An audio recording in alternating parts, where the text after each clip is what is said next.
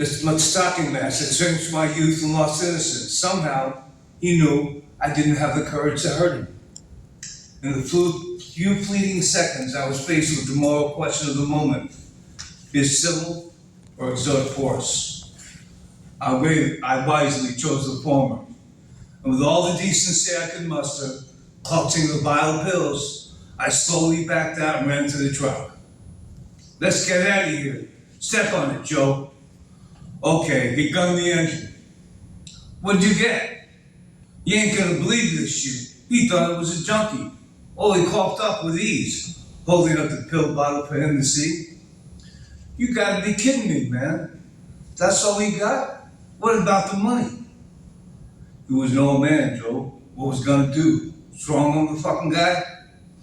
He seized the vial of pills, saw they were reds, took a handful, washed them down with a bottle of Michelob. I took two. Man, we went through all this only to come out with a lousy vial of pills. You sure you ain't holding on me, Terry? You want to stop the truck and search me, man? If I'm gonna be a crook, at least I can be an honest and loyal one. Joe laughed. Okay, after these second offs kick in, we'll do another one, right? I'm down. And off we drove, true instead of predators, in search of prey. We drove south through small towns and municipalities along the Route 1 corridor. We passed Howard House, a residential treatment program for troubled youths. When I was 13, the courts remanded me to the horror house, as we like to call it back then. And in full recognition of what we were about to do, the memories of my incorrigible adolescence washed over me. Did I think about the culture shock of my transient existence? Moving from one state to the next. My early childhood in the ghetto of New York City to the lily white suburbs of New Jersey, Virginia, and Maryland. The new kid in school? Hell yes. Even worse were the years toiling in their state institutions, reminding me of the cool hospitality afforded me during my inebriated crime sprees. A stark contrast from hitchhiking halfway across the country to Dutchy roads over Oklahoma. It wasn't the sheer size and natural beauty of this country, the deep forest of the Smoky Mountains, with the panoramic views of the Golden Horizon, or the running Shenandoah River in which I bathed. What stuck in my craw was being conditioned to the dark memories of institutional confinement. It was the smell of concrete and steel, the pungent aroma of ammonia on the freshly marked marble floors, the thundering sound of iron gates clashing, click-clash, dangling keys, and the clunky footsteps plodding down the steel tier. It was a lingering echo of pain and laughter through the hollow halls of justice, like faceless felons that remain etched in my memory. For I become a byproduct of America's prisons and institutions. So I'd like to believe. You were trouble the day you were born, Mama used to say. A bad seed indeed, and Emily concurred. It sure seemed that I did everything possible to prove her right. Joe turned east, driving down narrow blocks of attached houses into the main shopping district. We pulled up beside a corner drugstore. Once again, the adrenaline was pumping as the booze and pills began to provide a false sense of courage. Okay, this place looks good. You ready, Terry? I scoped out the area and handed Joe the gun. He looked at me, his eyes as large as an 8-ball. You don't think I'm going inside, do you? I'm not that crazy, man. No worries, Joe. I just want to go inside and make sure it's an easy score. I hopped out of the truck, my eyes darting around like a hawk, trying not to look too suspicious, checking if any cops were in the area. I took a deep breath and walked inside. A bell rang as I ambled to the counter. May I have a pack of Newports, please? I'm sorry, young man, we don't tell cigarettes anymore. Well, okay, what the hell is it gonna do now, buy condoms? I picked up a pack of government gum, paid for it, and hustled out to the truck. How's it look? Easy peasy, like a hot knife through a stick of butter, Joe. Give me the gun. He smiled and handed it to me. It's on, kid. I slipped the gun into my waistband. Great. He rubbed his hands together with victim joy, that look in his eyes, crazy, drunk with desire, and his unforgettable laughter. I took the stocking out, put it over my head. How do I look? Scary. God willing, I'll be right back. I blessed myself and stumbled out of the truck. Feeling the effects of the pills, I had to balance myself while canvassing the area for cops. Not a blue shirt in sight. Pulling the gun from my belt, I approached the counter. Through the detective glass, I could see two young women filling prescriptions. Oh man, this is gonna suck. I was getting cold feet, but it was too late to stop now. Joe would be in a rage if I came out empty-handed. Okay, you know the deal, pointing the gun at him. Nobody moved, nobody gets hurt. All I wanted was pills and cash. The pharmacist scuttled to the pill bin. He began shoveling bottles of pharmaceuticals in large white bags. The girls were frightened, crying, and making gobble moans and sniffles, hugging each other for protection. What the hell was I doing? I thought of my girlfriend, Rose. Don't be afraid, I told the hysterical girls. I'm not gonna hurt you. I have a girlfriend your age.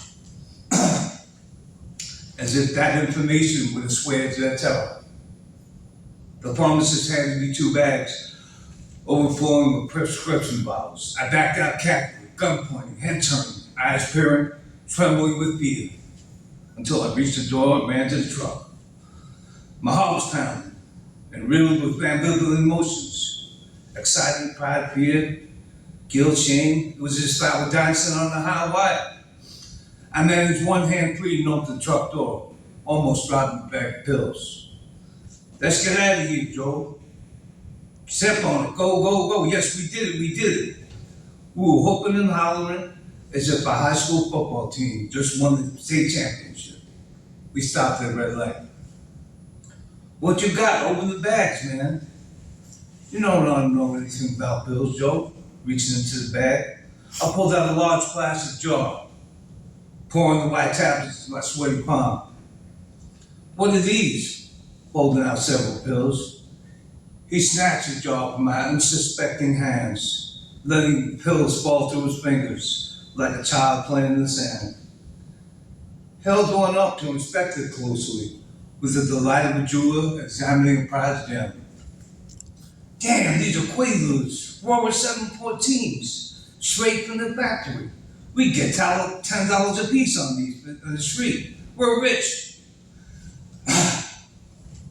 He popped one in his mouth, took a quaff of beer, burped, grinned, then winked at me. You sure do good work, Terry. You're hired. Yeah, sure do work. But someone's got to do it, Joe, I said, feeling proud. How about the money? How much did you get? I didn't know what to tell him. The money was the last thing I was thinking about after seeing the traumatized girls. Afraid Joe would think me cowardly, I said, while the pharmacist was filling up the bag, someone in the aisle ran out of the store, I lied.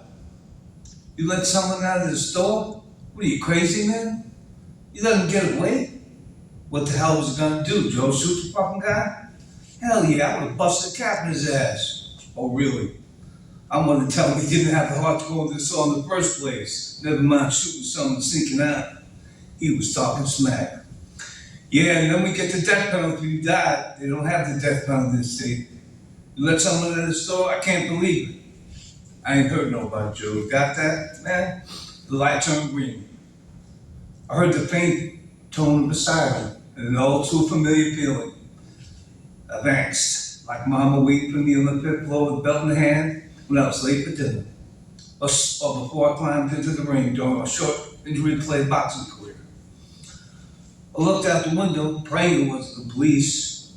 Joe was busy navigating down the narrow streets, careful not to hit the cars parked parallel on each side. Man, I hope it ain't the cops. Maybe the guy you let out of the store called him. They might have a silent alarm, who knows? It might be an ambulance trying to put a positive spin on a terrifying situation. The sirens grew louder. Glancing in the side view mirror, a police car was closing in. Red lights blinking, sirens blaring, with an arm hanging out the window and a gun aimed at our truck.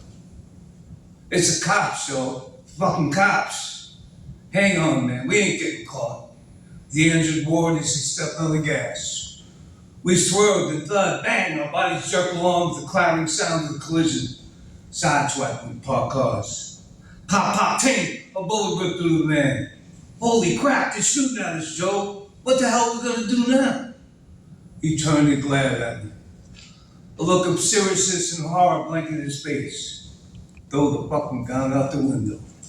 I complied, keeping an eye on the side view mirror, watching in disbelief as a cop opened his door to retrieve the gun, like he was fetching a cup of coffee, and hurried back into the squad car to continue the pursuit. We took a quick right into a dead end. I could see the cops making a turn. They were right behind us. We jumped out of the truck, running like thoroughbreds in fear for our lives. Pop, pop! The shooting started again. I was running, bobbing, weaving, ducking behind parked cars. That false feeling of invincibility suddenly morphed into stark reality. Memories of my young life flashed before me. My mother, father, and siblings at different schools, institutions, homelessness, and life on the road. Will my hopelessness and despair be answered with a bullet or confinement? At that moment, I was sure which I would prefer. I almost welcomed the thought of death or prison. Maybe this was meant to be. Perhaps in death, a body bag, a comforting cell. I longed for someplace warm and safe to insulate me from the harsh realities of life. The mortal ruminations kept burning through my mind as the buzzing sound projectiles whooshed by overhead. I hopped a small fence and sprinted across the backyard. A tall brick wall stood before me. There was no way out. The cops were hot on my tail. I dashed to my right along the narrow corridor. Put your hands up. A cop suddenly appeared from around the corner, pointing his gun at me. Turn around and face the wall. Don't move or I'll put a bullet in your head. Fucking hell. It was all over now. My life was destroyed. As tears trickled down my face, I was searched and cuffed. Another police car arrived, screeching to a halt.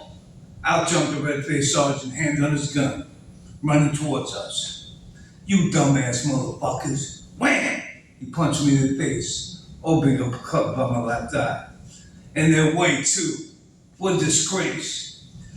Read them their rights, and we'll see how tough they are when they get to the county jail with all the yams. Bathed in fear and suffocating from intimidation, I was jostled toward my destiny.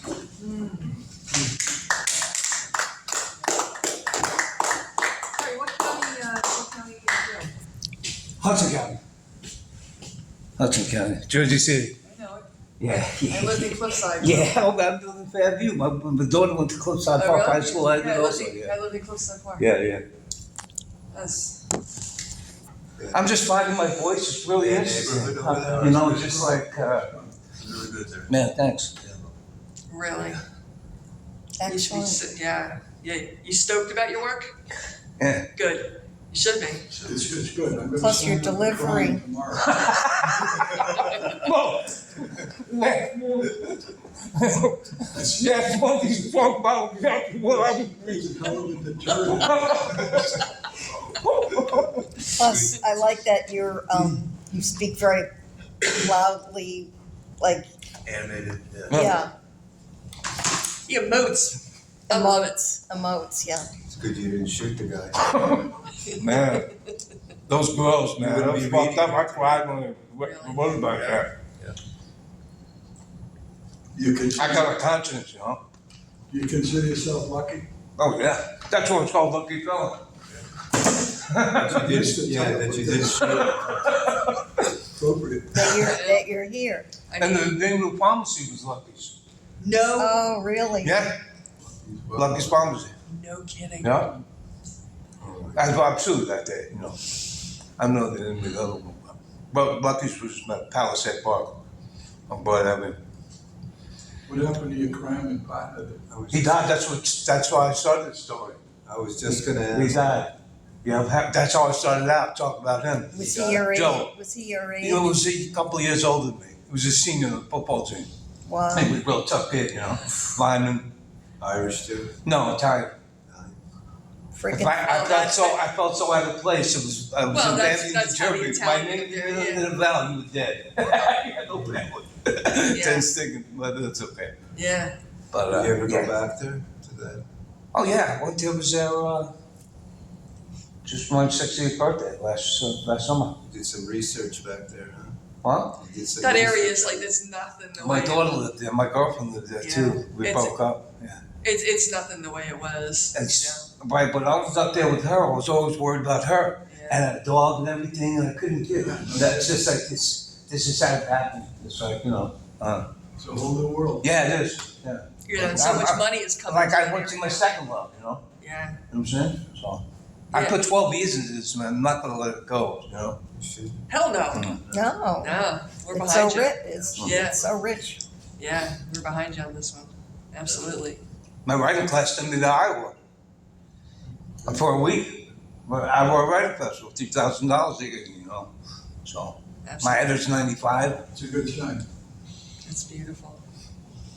Not only that, before I conclude that I was telling, I got a response from one of my queries, and they wanted to see more of my story, 50 pages. And I sent it to them, and I re-edited it. I said to my God, somebody, I said, I'm ashamed I sent you that. So here's another one. He didn't read it. Said thanks a lot. So You still waiting for it? yeah. But I'm keeping now. I do Is that. this- I'm on a query. Well, let me tell you,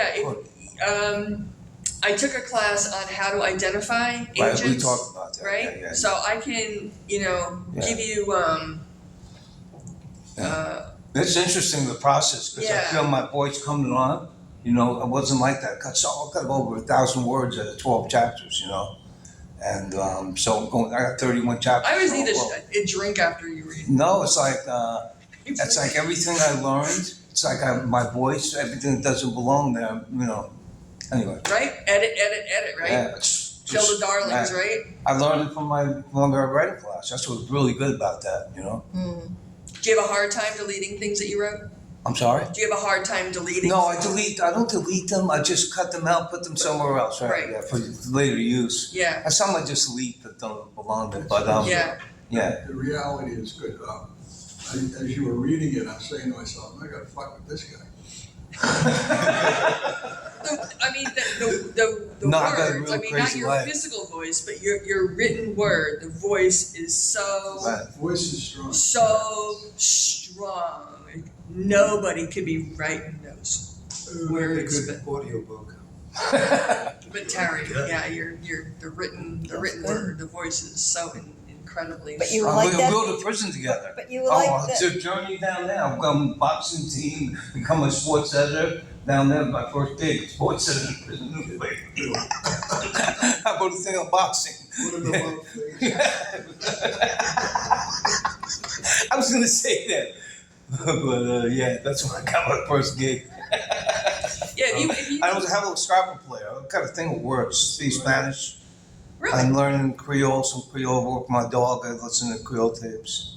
you've got a knack. Yeah, I don't know, but just. No, you got the knack for the I always word. try to do something now, no matter what. I guess because I'm 60 years old and I realize I'm running out. So, Do it now. right. I tried to teach myself Italian before I went over. Okay, yeah. Yeah, I know. Here's another title for you, criminal Sounds sports editor. No, yeah, no. I was afraid of yard lines was called a newspaper, but I changed the prison to Bordentown. It's a prison next door, Borderlines. I changed the name just because I'm afraid of getting sued, you know. Yeah, but that's what editors This are is for. college fiction. But no, right, of course. But I'm writing it as a memoir. I'm changing the names to protect The the guilty. Right. How many years were you? Huh? How many years were you? 10 years, 3 different times. 10 years? I was in 3 different times. 10 years? Yeah. You don't have to worry about that. Oh man, God gets really. I'm telling you, I've had such an incredible life. I'm so blessed. I got stabbed. My lung punctured. This is my story too. But, And were here you the are with same us. place How lucky are we? Different times? Yeah. Right? Same prison. No, all different, Jersey and New York. I did a bank job in New York You City. didn't Attempted learn, to take the bank obviously you robbery. didn't learn your lesson the first No. time. Because what happened when I was younger, real quickly, is my mother, I signed out with athletes, so I was going to Catholic school and playing basketball. And my mother started dating this guy who just got out of prison. And he had a son. And his son came to our house and, you know, he was a cold-blooded criminal. He corrupted us. I was 10 years old, I guess. And then I was going out stealing cars, and, you know, breaking through walls and burglaries and breaking night. And Love because these- my mom was, You love these positive influences when you. No, but listen, You do what you know. listen, this guy had crazy. He had people from the Bronx, Johnny Mayers and Ali Mayers. Johnny Mayers killed a mailman, then he went back to prison again and shot a guy from a local pub. Brian Kemp, good friends with my cousin. He for Spacek, right in the bar. You know, but that's what led me. He was going to Spofford. I was spent the census to Jamesburg. You know, Jamesburg, Sure. juvenile Yeah. place, yeah. So Yeah. Beaumont, Virginia. I mean, it's just Some crazy. bad places, some. Yeah, it's just I went And- out, and- man. It's just like And you know what? Yeah. In your story now, Cherry, you know, there's such a discussion about, you know, not only prison reform, but, you know, what are we doing well, yeah, to really, and with the children, Yeah. right? Yeah. I just think that It's the such a thing is, I time- have a message to send that You you know, do. you wake up one day and you'll be my age, and you realize what you did all your life. Please, Some of these people, a lot of these kids are not gonna even ever reach. I know. I'm lucky. I can't believe that's what I'm telling you. I'm blessed. That's all. Such an appropriate title, and I'm not proud of that either. You know, I'm not even self-published. You gotta be kidding me. Self-publish my shame. I just want to say, you know, I'm not looking for followers. I try to promote myself, you know, a couple of times. I can promote other people, but it's like when you promote yourself, Yeah, but it's a story that needs to be. Right, but you have to have a platform. This is enough for me, but you know, that's Oh, you'll get there. yeah. I mean, I was on the radio with and that. look great. And, I you was know, on the there's radio. I'm part of the Irish American Writers and Artists in New York City. They're very powerful. The there's Irish Echo, the Irish Theater, really. there's some networks that are online that the search engine that match podcasts Right. with writers, Yeah. you know, with subjects, Yeah. you yeah, know, yeah, that yeah. you know you put in what your story is, you Right. know, and then it kind of matches with the Yeah. people who are doing the podcast and I can't believe I'll send that. Yeah, I'll send that to you. Who's next? Christian, you want to take us somewhere? Yeah. Absolutely. Take us away. There you go, buddy. Take us away. Oh, I forgot. Do you guys remember there was a young man here last time by the name of Kyle? Yeah. Yeah. Yeah, He was very funny. They're humorous, yeah. Yeah, he has COVID. He Oh, was okay. yeah. He loved being here. He's coming back, and he sent me a text yesterday. You weren't here last month. Young man, and he was very funny. Yeah, very good. Really a nice young He man, was. right? Yeah. Well, Yeah. The guy from Town. Mexico came back? I'm sorry. Where is he from? With, He's new to the no, area. it's the guy, he came, he bought up the records. Oh, the other Chris. You know the place who lives down in Fort Lauderdale? Yes. What's the neighborhood? Oh, Yeah. You know what I'm talking Yeah, I about. haven't heard from him. I'm gonna reach out to him. Winton Manors, is that what? Yes, Oh, yeah. Wilton yeah, Manors, yeah, right? Yeah. Yeah, He hasn't come? no, I'll reach out to him. I thought that was the guy who requested the book. Oh, That's what I thought. I'm sorry, Christian. Okay, I'm sorry, guys. I'm sorry. Where's Will? Nothing is you know, like off the walls last time. This is more, and I know when I'm presenting, I'm all over the place, you know, because I'm writing about different subjects, but it will all fit together and it will make sense. But tonight I want to get a little bit more into the psychology. Okay. This chapter is called "The Characteristics of a Narcissist." of a narcissist? Yeah. Anybody have a, We'll all identify with that. Yeah, alright. Narcissism, like most personality traits and disorders, exists on the spectrum. A person can have narcissistic traits without exhibiting full-blown narcissistic personality disorder. Narcissism can be learned. If one or more parents are narcissistic, then this is modeled as normal behavior to the child, and perhaps even encouraged. This will certainly create an insecure attachment in the child. Without a secure attachment, knowing that their needs will be met and cared for, the child may resort to manipulation to get their needs met, as has been modeled before them as normal. This power imbalance and power struggle that ensues can damage a child for a lifetime. Some of the main characteristics of narcissism is the feeling of superiority and entitlement, the belief that they are better than others, and as such, others are to be used for their gain. This occurs with no sense of responsibility nor accountability. As long as they provide something of value to the narcissist, a means to an end. Even if the person is destroyed, it doesn't matter. The narcissist got what they wanted. The next characteristic is a lack of empathy. The narcissist may feel bad for hurting others for a moment, but quickly move on to rationalizing their behavior as a means to an end.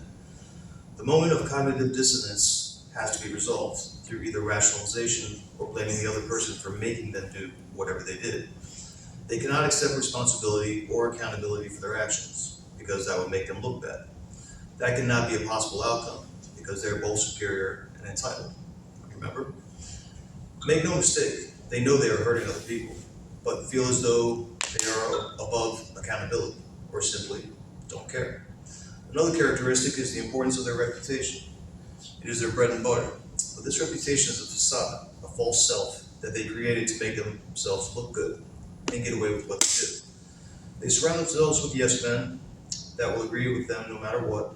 This further boosts their ego, reinforcing the fact that they can do no wrong.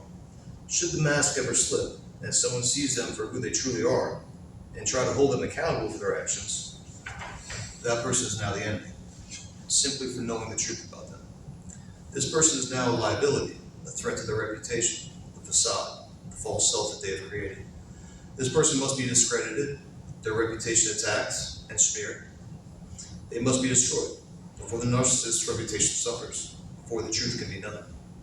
Then the narcissist can retreat back to their group of enablers, their yes men, to reassure and comfort their bruised ego. This false self, this sense of superiority, is designed to protect the narcissist's biggest secret, insecurity. They are very insecure, unable to be vulnerable, unable to be honest, unable to be real. Always afraid that they will be seen for the fraud that they are. Always attacking anyone that questions them, for fear of being exposed. For fear of not being the smartest person in the room. For fear of not being superior and able to use others to get their way. Out of fear of being ordinary. They see their superiority as an entitlement. That facade, the false self they created to portray their superiority, it must be protected at all costs, no matter how much it hurts lesser people. They must be viewed as inconsequential to maintain the fraud of superiority. The bottom line is that these are me-first people. They use other people to get their needs met. They study their victims' wants and needs so that they may be withheld as leverage. They study weaknesses and insecurities for use in manipulation or destruction of their enemies. The rest of us are nothing more than a means to an end, to be discarded when we are no longer useful or more trouble than we are worth. There is always the next bright, shiny object to obtain. The cycle just keeps repeating because nothing is ever enough to fill the emptiness inside. They can never be real or honest with others or with themselves. They live in the fake construct of their own design, for as long as the deception lasts. Then they must move on to deceive another. Without empathy, honesty, and vulnerability, they will never have a true connection, never know what real love feels like. And in the absence of love, they chase power over others, control over others. If they did not bring such pain and destruction into the world, it would be sad. I'm going to be diving even deeper into narcissism, but I haven't really finished that next section yet. I go into their playbook. Basically, it's the same exact pattern over and over again. My mother was diagnosed, my mother is borderline personality disorder. Really. How did you happen to come to write a dissertation on narcissism? So that's what I It's was going to be wondering. a big part of what I was talking about last week.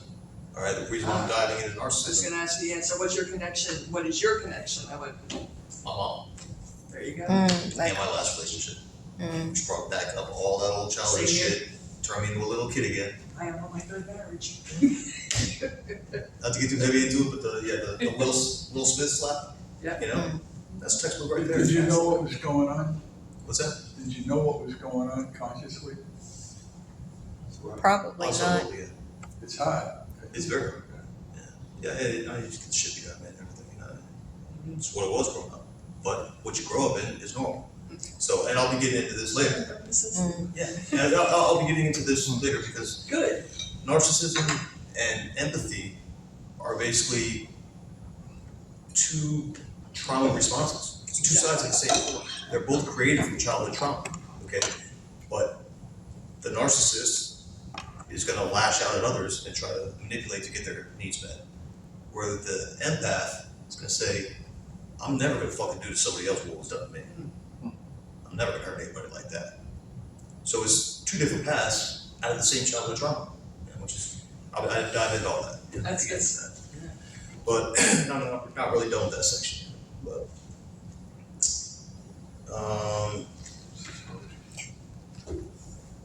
this one's called generational trauma.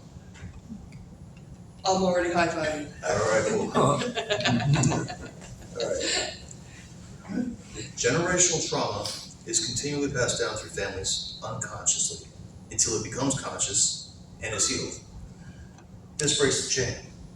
This is what ends it. And this is what is happening now. The unconscious is becoming conscious in a way that we have never seen before. The human collective consciousness is rising exponentially. Generational trauma was hidden, never discussed, and shrouded in shame. That time is now over. We're finally talking about this. It's finally finally rising in our awareness. And we realize that there is absolutely no reason to feel shame for something we have all been collectively experiencing. Shame hides in silence. It exists when we feel like we are the only one experiencing it. This has been kept in place all this time through social programming and societal norms. Through the use of stigmas, taboos, things that are not to be discussed for fear of embarrassing the family, for fear of persecution or ostracism. This social programming and societal norms have kept us all in this repeating loop of experiencing trauma and lashing out at each other as a result of the unhealed trauma. But now we see through the social constructs that were designed to keep us stuck and keep us silent. Now we are talking about this trauma. We are raising awareness. We are raising our consciousness. As each one of us heals, we break the cycles in our own families. As each one of us heals, we share and help one another. In this way, we heal collectively. We end the cycle together. Now, before we go blaming our parents for screwing us all up, let's step back and look at the bigger picture. Whatever we grow up in, we believe to be normal. They grew up with the same trauma that we did, just like their parents before them. This was a societal norm. It was expected. It was a normal way of life. But it is us, who truly see how destructive this pattern has been. Our ancestors lacked the awareness that we have now. Our collective human consciousness has risen to the point that we can break the cycle. Through awareness and acceptance, we have a chance now that they didn't. It truly is up to each and every one of us to take the personal responsibility of our own healing and to understand the incredible magnitude such a change would make in this world. Healing individually, healing collectively, would truly change the world. I'm sorry, I'm getting, I think 1,000 text messages. We good? You want a little bit more? Yeah, I do. Yeah, I do.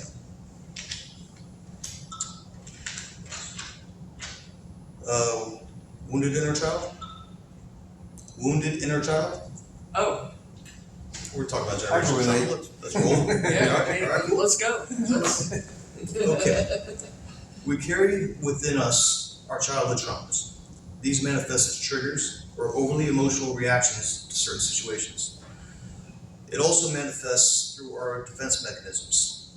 These are learned responses that protected us in childhood, that became maladaptive and destructive in adulthood if left unhealed. So we must heal from the traumatic patterns we endured as children, as well as unlearn the survival methods we used to cope. Many of us have not healed to this level yet. As such, many of us are still that wounded child in adult bodies, still seeking the love and acceptance that we never received. No amount of money, fame, or success can cover up those unhealed wounds still inside of us. Wounds that are easily triggered by those that seek to manipulate us.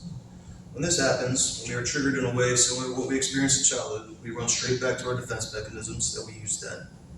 This reliving of that same type of trauma actually can make us feel like we are still a child. In many ways, we still are. Caught in our own trauma response to that pain, we can't even see that we are adults now. We are triggered back to childhood, still believing we are powerless to stop the abuse, not realizing that we are adults, better equipped with more options for dealing with the abuse. We can set boundaries, we can walk away, options that we didn't have as a child. This is why healing, doing the inner work, is essential to evolve. Without it, we're walking around as wounded children in adult bodies, still reacting as children, still looking for someone else to tell us what to do, to teach us, to save us. Those that are empowered know this all too well.